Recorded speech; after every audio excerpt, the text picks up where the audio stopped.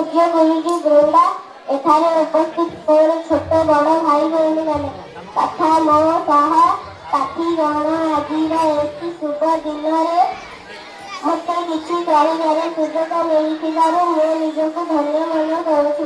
ଆଜି ହେଉଛି ଜାନୁଆରୀ 26 ହଠାତ୍ ସାଧାରଣତନ୍ତ୍ର ଦିବସ 1975 ମସିହା ଜାନୁଆରୀ 26ରେ ଆମ ସ୍ୱାଧୀନ କାର୍ଯ୍ୟ ହୋଇଥିଲା।